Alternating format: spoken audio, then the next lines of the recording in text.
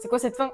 Tu vas taper ton meilleur fou rire. Moi j'adore, hein, je peux vous en parler pendant des heures. Hein. Ah, j'ai des NF et tout. Achetez-le, je vous en supplie, faut que vous le lisiez. Calmaté, Mélanite. Génial. Waouh, waouh, waouh. Quelle découverte. Ah oui, ça va chialer dans les chaumières, moi je vous le dis. Il y a un mort dans l'académie. Un peu tiré par les cheveux. Ouais, je l'ai enfin lu. Je vais le lire en lecture commune avec mon chéri, mais soyez pas trop pressés.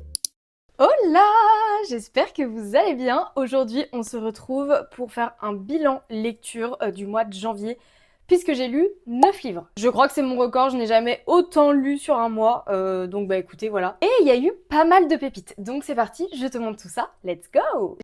J'ai commencé le mois de janvier avec Dirty Diana de Jen Besser et Shanna Fest. Dans cette histoire, on va suivre Diana qui est mariée à Oliver depuis pas mal de temps. On est sur un couple d'une quarantaine d'années, mais surtout on est sur un couple qui n'a plus de désir. La flamme s'est éteinte entre eux et Diana, tout au long du récit, elle va tout faire pour raviver cette flamme qu'elle avait avec son mari. Cette lecture, ça faisait un moment qu'elle me faisait envie déjà. En fait, la couverture m'avait déjà attirée quand il était sorti en brochet parce que je sais pas quoi, il est trop beau. Et je dois vous avouer que j'ai été extrêmement surprise par ma lecture, puisqu'en fait dans le synopsis, on nous dit que Diana va se replonger dans un ancien projet artistique qu'elle avait à l'époque. Et ce projet artistique, c'était d'interviewer des femmes sur leurs fantasmes et le désir qu'elles pouvaient avoir. Donc moi, je m'attendais à un truc limite un peu développement personnel sur la flamme dans un couple, la sexualité d'un couple, les désirs, les fantasmes féminins, etc. Et oui, mais ça prend pas tout le cœur de l'histoire. Et en fait, je me suis rendu compte qu'on était beaucoup en introspection avec Diana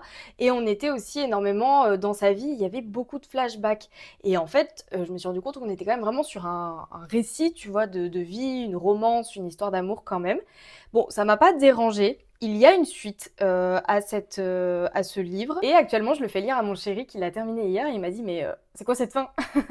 Et je lui ai dit, bah, j'ai eu la même réaction que toi parce que je m'attendais pas du tout à ce qu'il y ait une suite. Je pensais vraiment qu'on était sur un one-shot. Donc voilà, c'est pour vous dire qu'on est quand même vraiment sur une histoire et que le synopsis peut un petit peu, en tout cas pour moi, porter à confusion. Mais ça ne m'a pas empêché de kiffer ma lecture. En fait, ce que j'ai beaucoup aimé, et c'est ce que j'attendais dans ce roman, peut-être que j'en attendais encore plus d'ailleurs, mais ce que j'ai beaucoup aimé, c'était d'aborder, vous savez, c'est quelque chose dont on peut souvent avoir peur quand on commence à se mettre en couple. On entend souvent les couples plus mûrs, etc., où il n'y a plus d'intimité, il n'y a plus de désir, comme si c'était quelque chose un peu d'inévitable. J'ai trouvé ça quand même hyper intéressant que moi je le lise à cet âge, 25 ans, et que mon chéri le lise à cet âge aussi, 25 ans, parce que je trouve que ça peut mettre un peu, tu sais, ça peut un peu tracer la route, même si chaque parcours est personnel, dans les couples, etc., de se dire, bah, attention, parce que ce qui est souvent relaté dans les couples où il n'y a plus d'intimité, plus de désir, ou même qui s'éloignent tout simplement, ou même les sentiments, enfin, un couple non entretenu en fait, tout simplement, et bah des fois en fait on le laisse filer pendant des années, et un jour on se réveille un beau matin et il n'y a plus rien, on est coloc. Enfin, je sais pas si vous voyez un peu ce que je veux dire, mais j'ai trouvé ça très intéressant que ce soit abordé dans ce livre. Et c'est pour ça que je voulais absolument le faire lire à mon mec aussi, qui a trouvé ça hyper intéressant, mais qui m'a dit, j'espère que la suite, ça va pas être... Je peux pas vous le dire en fait, parce que ça va vous spoiler. mais quelque chose, quoi, tu vois. Donc non, j'ai été agréablement surprise par ma lecture et je recommande. Mais je recommanderais surtout, c'est voilà, c'est un livre que je recommanderais surtout, je pense à des femmes mariées ou des femmes d'un âge un petit peu plus mûr que le mien, parce que je pense que je peux pas encore cerner tous les enjeux non plus. Mais voilà. Très intéressant, en fait, je trouve que c'est surtout une lecture qui ouvre beaucoup au débat. C'est pour ça que je voulais qu'il le lise pour qu'on puisse en débattre et tout. Mais voilà, mais en fait, c'est surtout que je trouve que c'est un thème qui est très peu abordé. Enfin, je sais pas s'il est très peu abordé parce que je ne lis pas tous les genres ni tous les livres, mais en tout cas, en romance, en new romance, c'est pas du tout abordé. Non, on est sur du smutty, et puis les papillons, et puis tout va, et puis c'est parfait. Alors que des fois, la réalité, c'est un peu plus maladroit, quoi. Voilà. Et j'ai trouvé qu'en fait, c'était plus, comment dire, plus réaliste. Voilà. En janvier, je suis également sortie de ma grotte puisque j'ai enfin découvert cette célèbre saga qui est la saga des Campus Drivers de C.S. Quill. Oh my god, j'étais persuadée que vous en faisiez des caisses, hein, mais genre vraiment persuadée. J'étais en mode non mais c'est bon. Surcoté, trop de hype, non, ça va quoi, tu vois. Et en fait, vu que la série elle sortait bientôt, j'étais en mode allez, vas-y. Puis sur TikTok, les gens m'ont beaucoup poussé en mode mais Lis, c'est trop bien et tout. Et ouais, vous aviez raison, c'est une dinguerie, c'est exceptionnellement drôle, c'est hilarant, c'est quand même assez réaliste, même pour de la new romance, je trouve. Les personnages sont très drôles avec beaucoup de réparties, j'ai adoré, mais attendez, en fait, je vais vous montrer le tome 2 en même temps. Parce qu'en fait, au mois de janvier, j'ai lu les 2 premiers tomes et vraiment... Mais c'est si drôle, mais ça c'est le genre de lecture qu'il faut lire quand tu n'as pas le moral. Tu es sûr que tu vas rire, mais c'est pas genre tu vas glousser devant ton livre en mode non, non, tu vas taper ton meilleur fou rire, je te jure. Exceptionnel, ça se dévore. On est sur des petites briques, alors on s'en rend pas trop compte en version poche, mais ça se dévore, vraiment, en 48 heures, c'est plié le truc. C'est waouh, waouh, waouh. Je comprends la hype et franchement, c'est la première fois où c'est dur pour moi de départager les deux tomes parce que très souvent le tome 2 c'est mon préféré au tome 1. Ça a été dur de départager, mais je pense que quand même le tome 2 c'est mon préféré. Je sais pas pourquoi, dans toutes les sagas c'est comme ça, le tome 2 c'est mon préféré.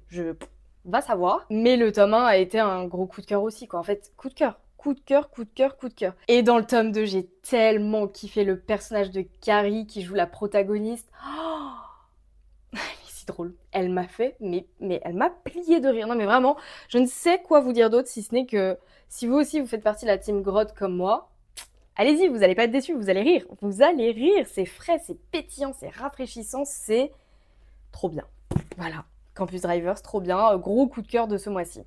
The Striker de Hannah Wang, qui est le tome 1 de sa nouvelle saga Gods of the Game, une saga sportive, romance sportive, voilà, j'avais perdu le mot. C'est un livre qui me faisait très très envie, mais alors quand je l'ai reçu et que j'ai vu la brique, j'étais en mode « Oula, qu'est-ce qu'elle va bien pouvoir nous raconter pendant tout ce temps, cette Hannah Wang? I don't know ». Et en effet, je pense qu'elle avait pas besoin de nous raconter tout ça. Voilà. En tout cas, pas si les protas, ils se pécho, pas je sens, quoi. Voilà. En fait, c'est du Hannah Wang. Ça va très vite. C'est très smutty, très spicy. Voilà, elle est réputée pour ça. Mais c'est une lecture un petit peu mitigée. En fait, j'ai beaucoup aimé les personnages. J'ai adoré le personnage de Asher que j'ai trouvé très green flag. Dans cette histoire, en gros, on va suivre Asher qui est une légende du football, mais du foot comme nous, on le connaît en Europe, pas du football américain. Donc ça, par contre, vraiment gros point fort. Trop cool de voir une romance dans l'univers du foot comme nous on le connaît, ça j'ai vraiment kiffé. Et Asher il a intégré une nouvelle équipe et il ne s'entend absolument pas avec son capitaine. Ils sont vraiment genre rivaux de fous malades, ils peuvent pas se blaire, bref, ils s'aiment pas. Et à l'approche de la nouvelle saison, leur coach a une idée, c'est de les envoyer en, j'allais dire en camp de redressement, pas du tout, en camp sportif on va dire, dans un studio de danse pour travailler leur souplesse et tout en tant que joueur de foot, etc. Mais surtout pour qu'ils arrivent à régler un petit peu leurs différends pour que la saison se passe bien. Ils vont donc être entraînés par une ancienne danseuse étoile qui s'appelle Scarlett. Et Scarlett, en fait, c'est la sœur du pire ennemi de Asher, donc le capitaine là. Donc du coup, ça va faire un petit peu des étincelles à partir du moment où Asher et Scarlett... Tu vois quoi? Donc voilà, on est un peu sur une romance interdite, une proximité forcée, romance sportive, enfin vraiment tous les ingrédients pour me plaire, tu vois. Mais, et ça m'a plu, hein, j'ai pas craché dessus, j'étais pas en mode ah j'ai des NF et tout, pas du tout. Ça m'a plu, mais allez, 200 pages de moins, ça aurait été parfait. Ça aurait vraiment été parfait. Après, j'ai vraiment trop hâte de continuer d'avoir le tome 2, la suite de la saga et tout, parce que d'un tome à l'autre, ça peut tellement changer dans une saga. Et vous commencez à me connaître, les tomes 2 sont souvent mes préférés. Donc voilà, et je me demande si dans le tome 2, on va pas suivre justement le capitaine, là, du coup, le frère de Scarlett qui s'appelle, je sais plus comment il s'appelle d'ailleurs, lui. Vincent. D'ailleurs, Vincent, il m'a un peu saoulée dans ce tome 1. Après, j'ai pas eu de grand frère. Moi, je suis la grande sœur et j'ai un petit frère. J'ai jamais eu de grand frère, mais moi, je peux pas. Ces grands frères qui pensent avoir le monopole de ta vie amoureuse, avec qui tu sors ou machin, je sais qu'on est vraiment dans le cliché. Et très souvent, ça me dérange pas, mais alors là, Vincent, il m'a saoulée. J'étais en mode, oh, gars, elle a, je sais pas, elle a plus de 25 piges, tu la laisses faire sa vie, en fait, tu vois. Elle toque tes affaires, là, et on en reparlera plus tard, tu vois. Ah, il m'a saoulée. Ah, Vincent, il m'a saoulée. Donc, il a intérêt, il va sortir les rames dans le tome 2 pour pouvoir me séduire, matcher avec moi à nouveau, parce que là, Vincent, on passe de la brique à la feuille de papier. Une petite rom-com toute mignonne, proximité forcée, small town, avec une star de cinéma. Publiée aux éditions de Saxus Romance, c'est Nora sort du cadre de Annabelle Monaghan, que je ne connais absolument pas. J'adore les livres Saxus, déjà ils sont en format, alors je savais pas, c'est ce qu'on m'a dit, mais parce que je trouvais qu'ils étaient plus grand qu'un poche, mais plus petit qu'un... Vous allez me prendre pour une débile, je sais. Mais plus petit qu'un brochet. En fait, j'ai appris que c'était les formats anglophones, anglo-saxons, je crois, qui sont géniaux. Pourquoi on n'a pas ça en France? Parce que moi, j'adore ce format-là. C'est trop pratique pour lire, c'est génial. J'adore, c'est le format parfait. Mais bref, c'est pas du tout le débat. Trop joli, avec le petit jaspage, etc. Et surtout, ce que j'aime avec Saxus Romance, c'est que les prix sont quand même assez accessibles. Parce que maintenant... C'est minimum 20 balles hein, quand tu vas acheter un brochet, là c'est 15 euros. C'est peut-être pour ça qu'ils ont fait des formats comme ça aussi, j'en sais rien, mais en tout cas en tant que consommateur, c'est génial. Après, moi j'ai eu la chance, je l'ai reçu, on me l'a offert, donc voilà, trop cool, hyper reconnaissante comme d'habitude. Et surtout, j'ai adoré cette comédie romantique, mais moi je crois vraiment que je suis une fille des rom-coms. Mais rom-com exigeante quand même. Genre, faut pas trop que ce soit cliché, tu vois, même si les rom-coms c'est fait pour être cliché. Mais bref, j'ai adoré. On va suivre Nora qui est une scénariste. En gros, elle écrit des scénarios pour les téléfilms romantiques, mais vous savez, pour le petit écran, comme on peut retrouver, vous savez, les téléfilms de Noël qu'on va retrouver sur TF1, M6, etc. Et bah, elle écrit ça. Et un jour, elle va écrire un scénario qui va vraiment genre péter. Et là, ils sont en mode, ok, celui-ci, on le veut pas pour la télévision, on le veut pour le cinéma. Et ce n'est pas tout, mesdames et messieurs, le lieu de tournage va se faire chez elle. Pourquoi? Parce qu'en fait, ce scénario, il reprend l'histoire de Nora. En gros, Nora, elle était mariée avec quelqu'un, elle a eu 2 enfants avec lui, mais ce quelqu'un, narcissique, égoïste, branlos sur les bords, enfin vraiment, voilà, elle est tellement contente d'avoir divorcé de lui, elle est tellement, elle est vraiment libérée, délivrée, en mode Elsa, Reine des Neiges sur sa montagne, genre vraiment Nora, elle vit sa meilleure life, tu vois. Elle est indépendante, elle a pas besoin d'homme. Si elle a un homme, ça doit être un plus, pas un moins. Elle s'est traînée un boulet pendant des années. C'est ciao maintenant, c'est terminado. Et ça, ça m'a fait plaisir de voir une femme indépendante comme ça. Genre, ça nous fait trop du bien, je trouve, de lire ce genre de protagoniste féminine trop trop chouette. Elle est indépendante, mais elle n'est pas insensible non plus. Notamment, elle n'est pas insensible au charme de l'acteur qui va jouer dans le film qu'elle a écrit. Et oui, cet acteur qui est très énigmatique, etc. Enfin bref, vous allez le voir, mais ils vont être obligés enfin, ils vont se retrouver à cohabiter ensemble, d'où la proximité forcée. Et très très sympa. En fait, c'était une lecture qui, je sais pas comment vous expliquer, qui fait du bien, qui est douce, qui est. Alors, il n'y a pas des, j'allais dire, il n'y a pas des rebondissements de fou, mais figurez-vous, c'est pas un livre à plot twist, hein, ne le prenez pas comme ça, ce que je vais vous dire. Mais moi, à la fin, je l'ai pas vu venir, hein. Je l'ai clairement pas vu venir. Franchement, on m'a mené par le bout du nez, je m'attendais vraiment pas à ça.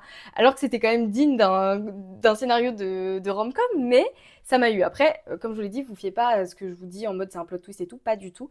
Mais tout ça pour vous dire, je m'éparpille, hein. Oh là là là là là là, mais recentre-toi, Mélanie. Bref, c'est une rom-com que je vous conseille si tu sais pas trop quoi lire en ce moment, tu as un truc pas prise de tête, un truc mignon, un truc qui fait du bien. Nora sort du cadre et en plus, je pense que c'est une romance qui va séduire surtout les plus mûrs, genre déjà les plus de 25 ans, puisqu'on va suivre des protagonistes qui ont une quarantaine d'années. Donc voilà, ça change aussi, ça fait plaisir, ça fait du bien. Ouais, j'ai trop kiffé, je crois que ça a été un 4 sur 5, il me semble. Est-ce que vous êtes prêts pour mon big coup de cœur? Genre vraiment mon big coup de cœur qui va se retrouver dans mon top 10 meilleures lectures avant la fin de l'année. The Favorites, Lane Fargo.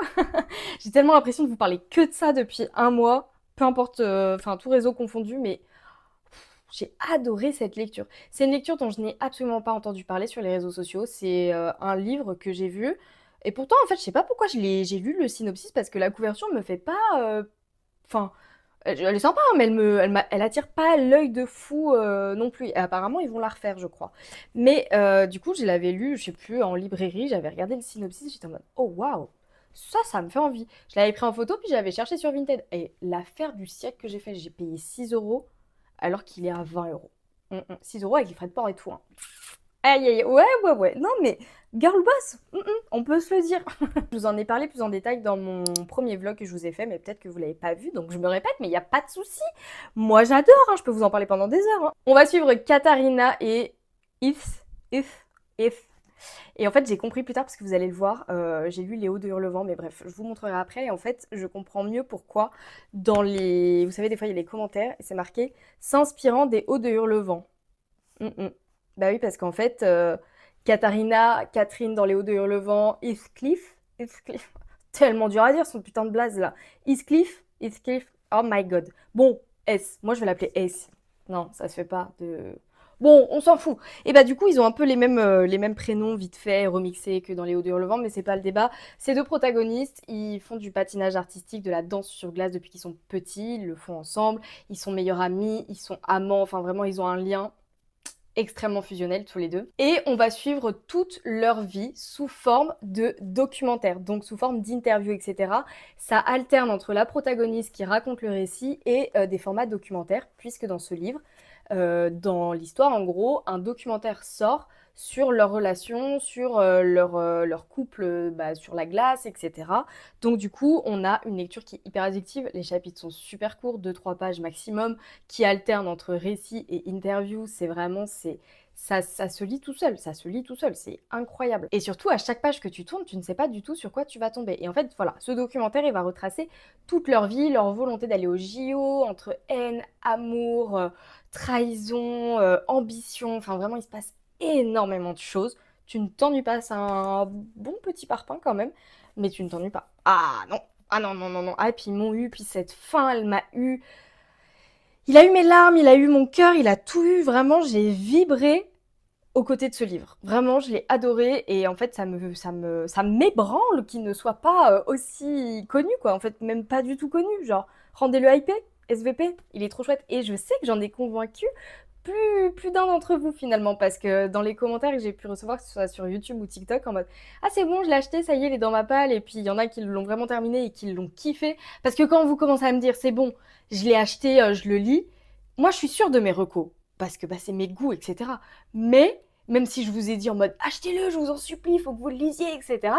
Au moment où il l'a lu, je suis un petit truc en mode oh, t'imagines, il aime pas. T'imagines, après, il te fait plus confiance et tout, alors que tu l'as fait avec tant de sincérité, tant d'envie, et que c'est ton baby, tu vois. Mais non, ça va, écoutez, pour le moment, les retours que j'ai eus, ils étaient plutôt positifs. Et ça, mais ça me galvanise. C'est le mot, ça galvanise, je ne sais pas, mais ça me...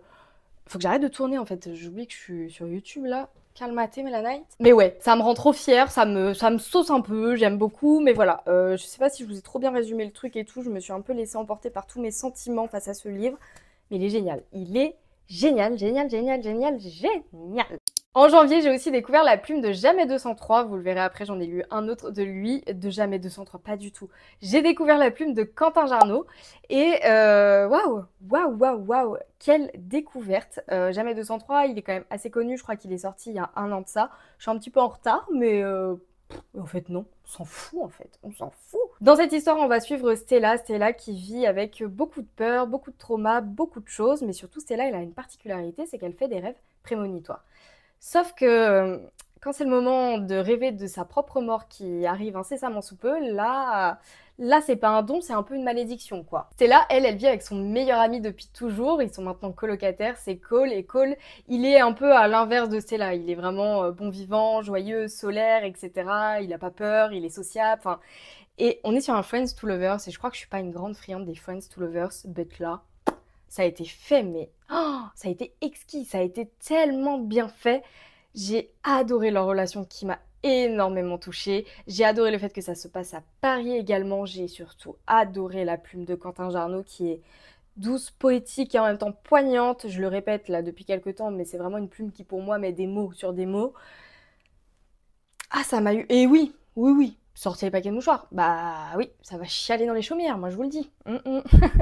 Non, vraiment, c'est... J'ai un peu détesté l'auteur à la fin, je vais pas vous mytho. On reste dans la lignée Quentin Jarnot avec sa nouveauté Fou de la Reine. Là, je fais pas partie de la team grotte puisqu'il est sorti vraiment la fin janvier. Bah, je l'ai acheté et je l'ai lu. Si je me suis mise à la plume de Quentin Jarnot aussi, c'est parce qu'il est parti en... Il est en tournée de dédicace actuellement. Il est passé dans ma ville. Et je voulais vous montrer la belle dédicace qu'il m'a faite, mais j'y arrive pas. Tada!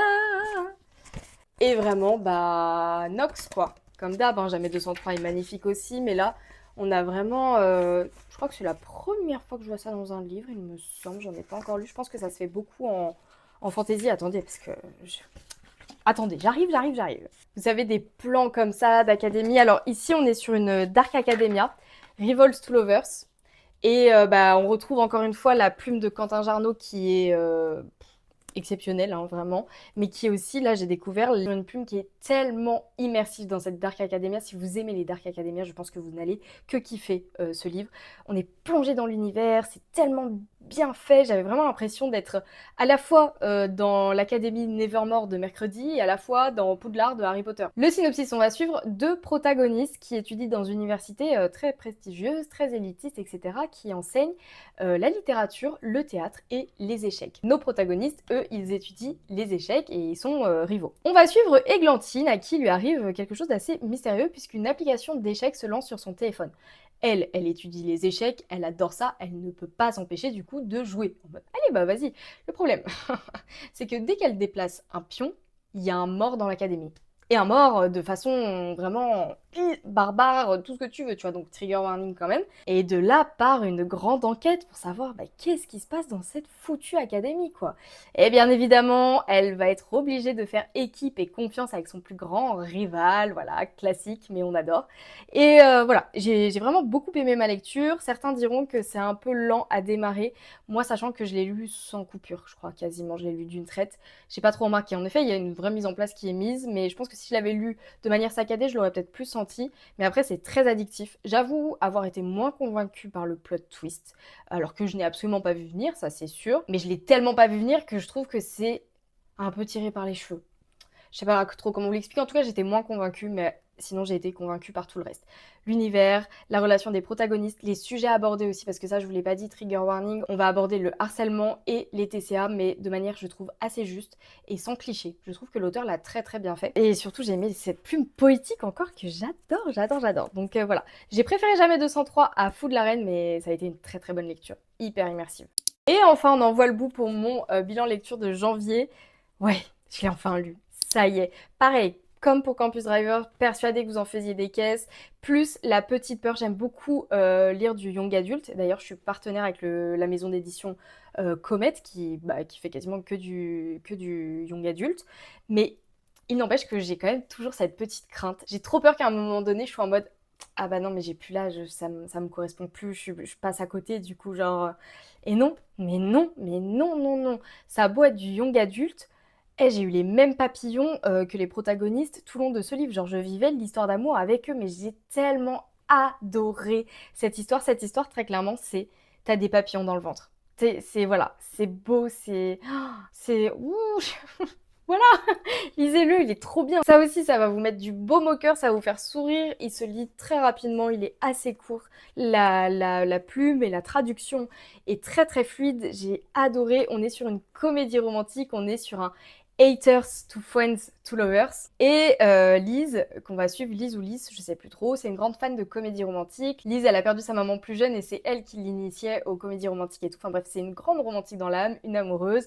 Elle fait pas les choses comme les autres, elle est atypique, mais elle est tellement attachante, trop mignonne. Je me suis un petit peu reconnue en elle sur certains traits, j'ai vraiment beaucoup aimé son perso. Et Lise, elle a un peu des fixettes, tu vois, genre c'est bon, elle a vu un mec, elle est en mode ok, c'est lui, je vais me marier avec lui. Donc là, elle a repéré un mec, elle le veut lui, mais elle galère un peu, etc. Et elle va passer un marché avec son voisin, Wes, du coup, où ils sont un petit peu haters, ils se chamaillent, etc. Et Wes va devoir l'aider à séduire ce fameux gentleman sur qui elle bave. Sauf que, bon, voilà, hein, vous voyez venir, je pense qu'on a toutes vu, je sais pas, tous les garçons que j'ai aimés, tout ça, enfin bref. Voilà, est-ce que de haters à friends, ça va pas devenir lover? Bah bien sûr que si, parce qu'en fait je vous l'ai dit dans le trope, donc voilà, mais ouais, chaotique mon synopsis de celui-ci, mais j'ai pas envie de vous décourager parce que vraiment il est génial. Je l'ai trop mal vendu là, je le sais, je vais me détester au montage, mais génial, on mérite toutes un Wes Bennett dans notre vie, mais genre vraiment, genre, voilà. Et des petits papillons, voilà, douceur, papillon, chamallow, tout ce que t'aimes. J'adore. Ah, et je l'ai pas dit, mais je pense que c'est évident, c'est mon troisième coup de cœur du mois de janvier. C'est pour ça, je vous ai dit, on a été sur un très bon mois au mois de janvier. J'ai adoré ce mois-ci, j'ai énormément lu. Je pense que le fait d'avoir eu beaucoup de coups de cœur, bah du coup, j'ai lu très très vite. Quand c'est des coups de cœur, je les dévore. Et je pense que c'est pour ça en fait que j'ai battu un peu mon record. Je vous dis battre mon record, mais quand je lis, il y a zéro record, tu vois. Je vais jamais me mettre un objectif de lecture à l'année, etc. Bon, je critique pas du tout ceux qui le font, hein, pas du tout, hein, nuance. Mais voilà. Donc je pense que c'est pour ça que j'ai lu autant ce mois-ci, c'est parce qu'on a eu des belles pépites. Après ce beau bilan, je pense qu'il est temps que je vous parle de ma pile à lire du mois de février. Bon, et clairement, il faut qu'on se le dise, j'en ai beaucoup trop. J'en ai beaucoup trop à lire, mais c'est pas grave, en vrai, on n'a jamais assez de livres à lire, non? Ok, vu qu'on est le 11 février, on va commencer parce que j'en ai déjà lu, et j'en ai déjà lu 4. Je vais pas vous présenter en détail tout, parce que... Bon, parce qu'on va éviter que la vidéo elle dure 40 ans et puis surtout j'aurai l'occasion de vous en reparler lors de la prochaine vidéo bilan de février. Donc voilà. Premier livre qui était dans ma pile à lire et que j'ai déjà lu, c'est Les Hauts de Hurlevent de Émilie Brontë, puisque en effet j'ai vu que la bande-annonce, enfin en fait j'ai vu la bande-annonce, j'ai vu que le film sortait au cinéma et moi pour être très honnête, j'ai souvent entendu parler des Hauts de Hurlevent et tout, mais Je savais pas. En effet, plus ignorante que moi, tu meurs. Genre, je sais pas, j'ai jamais. Il y a des trucs, vous savez, des fois ça vous échappe dans la pop culture, la culture, etc., littérature, tout ce que vous voulez. Léo de Hurlevent, ça m'a échappé. Typiquement, moi j'ai très souvent écouté la chanson de Kate Bush, Wuthering Heights. Ouah, franchement, félicitez-moi, je crois que là je me suis un peu donné sur mon accent. Et ben j'ai appris dans ce livre en fait que cette chanson parlait des Hauts du Hurlevent. Donc bref. Donc en fait j'ai vu cette bande d'annonce et j'étais en mode oh moi j'adore Margot Robbie, j'adore tout ce qui est historique etc. J'étais en mode oh la bande annonce me fait trop trop envie. Et deuxièmement j'étais en mode purée je pensais pas que ça allait parler de ça ce classique tu vois, je pensais pas que ça allait être aussi gros, aussi passionnel, romance tout ça tout ça. Donc j'étais en mode allez vas-y Mel. Ça fait quelque temps que tu te dis, vas-y, t'as envie de lire des classiques un petit peu plus, etc. Enfin, tu sais, ouvrir mon esprit, ma curiosité, etc. Des classiques, on en lisait à l'école, je vais pas vous mytho, je les ai pas tous lus, quoi. Donc voilà, j'étais vraiment dans tout ce truc-là, bah déjà de lire ce classique avant de voir le film, de me mettre déjà à lire un classique, voir si ça allait être plus compliqué, etc. Enfin, vraiment tout ça. Et après, j'ai vu le scandale. Après, j'ai vu le scandale. En fait, non, déjà, il n'y avait pas eu de scandale. En fait, je vous explique. J'ai vu la bande-annonce assez tôt et je suis allée l'acheter, bah vraiment très très tôt, en fait, à sa sortie, là, quand il est sorti. Et quand je suis allée à la Fnac, il y avait énormément d'éditions. Mais genre, il y avait une ribambelle d'étagères des Hauts de Relevant et j'étais en mode, oh, je sais pas quoi choisir. Est-ce qu'il va y avoir, comment dire, est-ce qu'il va y avoir des différences? Est-ce que certains textes sont raccourcis ou pas, etc. Et j'ai vu que Hugo le republiait sous une nouvelle couverture avec la couverture du film. Moi, d'habitude, je déteste les couvertures de films. Genre, vraiment, j'aime pas. Mais en fait, je suis un peu amoureuse de Margot Robbie. Je dois l'avouer, j'étais en mode, ah bah vas-y, je vais prendre celui avec la version du film, je le trouve joli, tu vois. Donc voilà, je l'ai acheté, j'ai commencé à le lire, premièrement déjà, et j'étais en mode, ok, oh, ça n'a mais absolument rien à voir avec la bande-annonce que j'ai vue, mais alors pas du tout. Je sais pas ce qu'ils sont en train de nous faire. Vraiment, je sais pas ce qu'ils sont en train de nous faire. En vrai, si c'est pas un classique, c'est pas dérangeant. Genre, je pense que si je vais le voir sans avoir lu le classique, peut-être. Et je vous dis ça, j'ai pas vu le film encore. Je pense que je vais aller le voir cette semaine. Il sort aujourd'hui d'ailleurs. Je pense que ça peut être le genre de film. En tout cas, c'est ma prémonition, on va dire.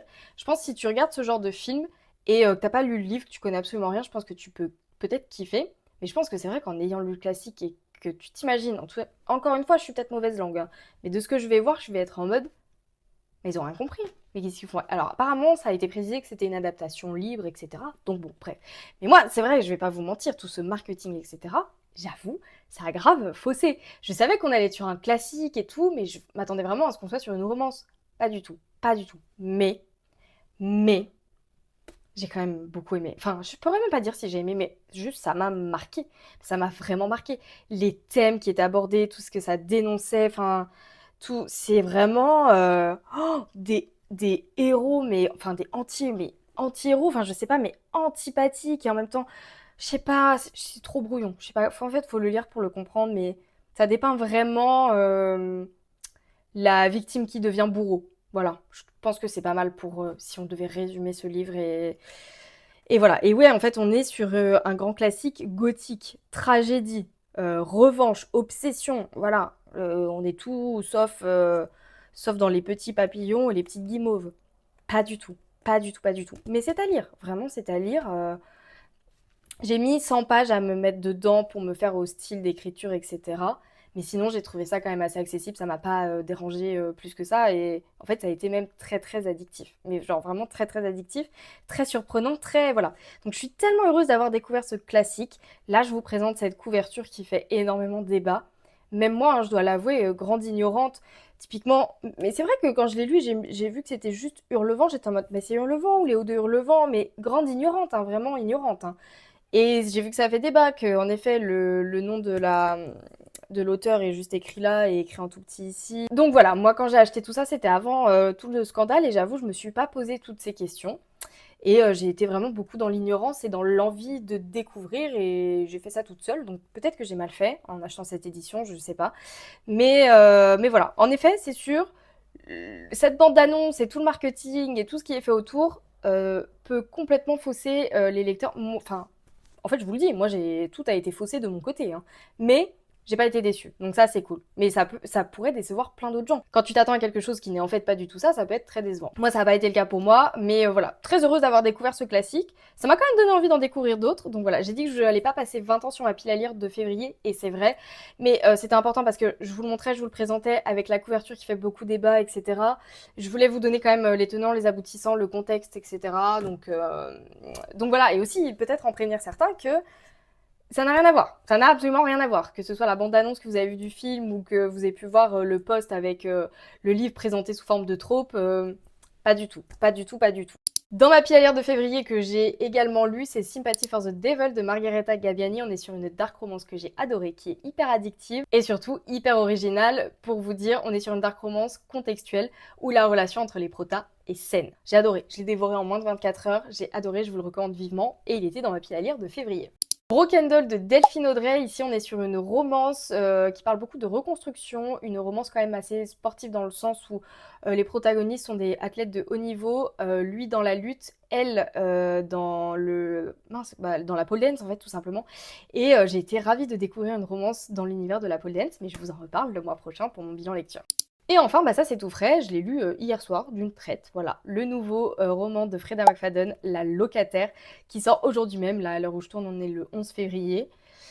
C'est Freda comme d'hab, tu passes un excellent moment, mais c'est pas le meilleur, enfin c'est pas mon préféré, voilà, c'est pas mon préféré mais j'ai passé un excellent moment et il m'a fait rire. Il y a eu des moments, vous le verrez si vous le lisez, moments scène avec le poisson, moi ça m'a fait beaucoup rire. Et voilà, j'ai passé un excellent moment, suspense comme d'hab, j'ai adoré, mais j'ai vu venir le plot. Pas entièrement, mais j'ai su qui était le méchant dans l'histoire. En février, j'aimerais beaucoup lire, alors ça, ce sera en lecture commune avec mon chéri, Mens-moi à l'oreille de Ami Tintera. On va suivre une femme qui est accusée d'avoir tué sa meilleure amie. Voilà, il fait le buzz en ce moment sur les réseaux sociaux, tout le monde en parle, apparemment c'est hyper addictif, c'est trop bien et tout. Donc voilà, on va le lire en lecture commune avec mon chéri, mais soyez pas trop pressés. Parce que c'est le rythme de lecture de mon chéri et on le respecte et c'est ok, c'est comme ça.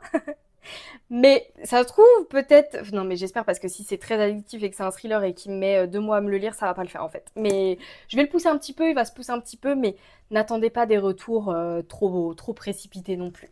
Ensuite, j'aimerais beaucoup lire Nightshade, qui est le tome 1 de la saga Sorrow Song University. On est sur une Dark Academia, encore une fois, et il est magnifique. Vraiment, il est magnifique. Voilà, donc j'ai trop hâte de le découvrir et trop hâte de vous en faire mon retour. Love Mom, alors là, pour être honnête, plus j'attends, moins j'ai envie de le lire. Je vous explique, c'est notre lecture commune avec les filles du book club, et alors au tout début... Boum, super hypé le truc et très vite la hype est redescendue. En fait c'est notre lecture commune avec les filles du book club, je crois que pas mal l'ont déjà lu, je sais qu'Elise a été une des premières à vraiment le lire, elle en attendait énormément et elle a été assez déçue, mais je me dis si elle a été déçue et qu'elle nous a fait part de sa déception, du coup je vais y aller en mode tranquille, slow down. Et ça se trouve, je vais peut-être être surprise, donc à voir. On est sur un thriller où c'est une femme, sa maman est morte, et un jour, elle a une lettre, ouais c'est ça. Le jour des obsèques de sa mère, elle reçoit une étrange lettre qui commence par ces mots « Tu veux connaître un secret? Love Mom ». En vrai, hyper intriguant. Moi j'adore les thrillers. Après, je me dis... Enfin, je sais pas. En fait, je sais pas. Mais c'est vrai que du coup, j'y vais un petit peu plus à reculons qu'au tout début où j'étais hyper hypée, trop envie, en plus les thrillers et tout. Vu que je vois beaucoup d'avis négatifs, je suis en mode oh non, fais chier quoi. Mais voilà, je suis obligée, enfin je suis obligée, en fait, il n'y a pas d'obligation, mais je vais le lire forcément puisque c'est notre LC avec les filles du book club. Donc, écoutez, hâte de voir. Je vous ai parlé tout à l'heure de Better Than the Movies que j'avais adoré, il faut que je lise la suite. Alors, pour être hyper honnête, à la base, sans avoir lu le tome 1, c'était le tome 2 qui me hypait le plus au vu des avis que je voyais. Et en fait, maintenant que j'ai lu le tome 1, je suis en mode oh non, mais j'ai trop peur du tome 2 en fait, tu vois. Mais bon, en vrai, j'ai trop hâte de retrouver Lys et Wes. Donc voilà, je l'ai mis dans ma pile à lire de février parce que je veux quand même connaître la suite des aventures. Mais j'ai un peu peur quand même. SVP me brisait pas le cœur. En fait, je sais pas du tout à quoi m'attendre et j'ai trop peur d'être qui casse mon petit nuage sur lequel j'étais après le tome 1. Je sais pas si vous voyez ce que je veux dire. Et ensuite, on a Blackout qui est une romantique suspense. La protagoniste va se réveiller à l'hôpital après avoir été totalement inconsciente, mais sauf qu'elle a été retrouvée inconsciente sur les scènes, sur les lieux d'une scène de crime. Donc voilà, tout porte à l'accusé puisqu'en fait, la personne qui est décédée, c'est un étudiant avec qui apparemment elle entretenait une liaison Le souci, c'est quoi? C'est que la protagoniste, elle se réveille, elle a plus aucun souvenir. Donc voilà, et en plus, elle va tomber sous le charme de l'enquêteur, donc je pense que ça va être un bon bourbier, ça aussi. Donc bah écoutez, hâte de voir. Donc là, pour l'instant, ma pile à lire de février, j'ai lu 4 livres, et là, je viens d'en rajouter 4 également. Sachant que j'ai beaucoup lu ce mois-ci, mais en même temps, le mois de février est plus court. Il y en a d'autres qui sont dans ma pile à lire que j'aimerais quand même beaucoup lire. Il y en a 3 autres en fait, ce qui fait 11 au total, et je pense très sincèrement que là, c'est vraiment me surestimer que de mettre les 11 dans ma pile à lire, mais je vous les présente quand même parce que j'aimerais bien. On a premièrement Business Proposal, voilà, proposition business, voilà, on va traduire, qui est inspiré d'un K-drama ou non, à l'origine du K-drama iconique. Alors moi, je suis pas du tout dans le monde K-pop, K-drama, etc. Enfin voilà, c'est juste quelque chose qui m'a jamais forcément attirée. Donc voilà, mais je suis quand même hyper curieuse et hyper ouverte. Et surtout, le synopsis me faisait énormément envie. Donc ça m'a été envoyé puisqu'en fait, c'est un nouveau label qui est sorti qui s'appelle OML Romance. Et il me semble que ça va être un label qui va être 100% dédié à la romance coréenne, K-pop, K-drama, tout ça. Je suis pas du tout calée. J'avoue, désolée, pardonnez-moi. Le synopsis me faisait très très envie parce qu'on va suivre une femme qui a qui a été envoyée en date par sa meilleure amie pour la remplacer. Et sauf que le mec veut absolument l'épouser et puis en fait il s'avère que c'est son patron. Enfin, je pense que ça va être comique. C'est une comédie romantique du coup et je sais pas, il me fait envie. Je me dis entre deux lectures un peu plus, ça peut faire du bien. Et enfin on a 2 pockets. Une Dark Romance qui est la Dark Romance Games de Okeanos S qui me fait assez envie. Et Plume, je vous en ai parlé dans mon vlog, bah celui-ci je l'avais pas demandé mais finalement je l'ai reçu. Et en fait il me fait envie parce que j'ai vu que des bons retours, mais là on est sur une fantasy. Ça sera ma première fantasy. Et dans cette fantasy, on va suivre une jeune femme qui est un ange. Et pour avoir toutes les plumes de derrière son dos, elle doit accomplir une mission. Et cette mission, c'est de faire une bonne action à un mafieux. Oui, un chef de la mafia parisienne. Donc, chef de la mafia, lui, il fait pas des choses très très bien, tu vois. Donc elle doit l'encourager à faire une bonne action. Et s'il arrive à faire une bonne action, elle aura toutes les plumes derrière son dos et elle pourra être un véritable ange. Sauf que je pense que l'ange, il va tomber sous le charme du parrain de la mafia, donc ça va être... En fait, ça me donne envie, en fait. J'ai l'impression que ça va être un mélange un peu de fantasy, de dark romance, dark fantasy, je ne sais pas. Comme je vous l'ai dit, je suis pas du tout une adepte de ce genre non plus. Enfin, c'est pas que je suis pas une adepte, c'est que j'en ai jamais lu. Ah, donc là, ça fait un peu too much pour une pile à lire de février, mais je pense que je piocherai dans cela, en tout cas, si j'arrive à lire déjà tous les livres que je vous ai présentés juste avant. Ouh, c'était long! Et je pensais que j'allais faire une vidéo de 20 minutes. Et en fait, je vois au contraire que ça fait 50 minutes que je suis en train de tourner. Mais bon, bah écoutez, hein, j'espère que vous avez pris un petit café, un petit goûter, une petite tisane, un petit déj, je sais pas à quelle heure vous regardez la vidéo, mais voilà, que vous n'êtes pas ennuyés, j'espère que ma vidéo vous aura plu. N'hésitez pas à me faire votre bilan lecture à vous en commentaire du mois de janvier ou ce que vous avez prévu de mettre dans votre pile à lire de février. N'hésitez pas à réagir, commenter, vous abonner si c'est pas fait, liker, ça m'encourage beaucoup, en vrai de vrai. Et puis voilà, moi j'adore échanger avec vous en commentaire. N'hésitez pas à me dire si ce format vous plaît, si vous êtes ok pour le retrouver tous les mois, de retrouver du coup ce genre de bilan beaucoup plus complet. Voilà, dites-moi, faites-moi vos retours en commentaire, ça m'intéresse. Et puis je vous retrouve très bientôt pour une prochaine vidéo et je vous fais des bisous.